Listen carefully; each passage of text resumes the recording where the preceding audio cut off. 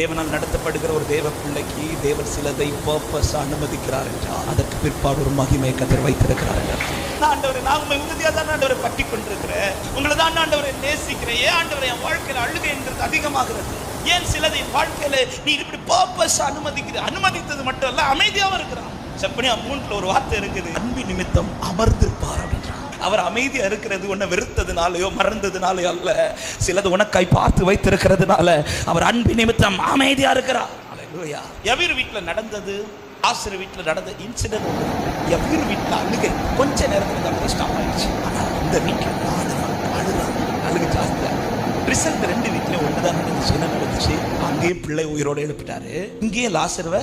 ஆண்டவர் 2மே ஒண்ணுதான் ஆண்டவரே. அப்புறம் ஏன் ஆண்டவரே அங்க உடனே செய்தீங்க, இங்க தாமதித்து செய்றீங்க? இங்கதான் ஒரு பெரிய கேள்வி. ஆனா யவீர் வீட்டில் நடந்தது வெறும் அற்புதம், லாசர் வீட்டில் நடந்தது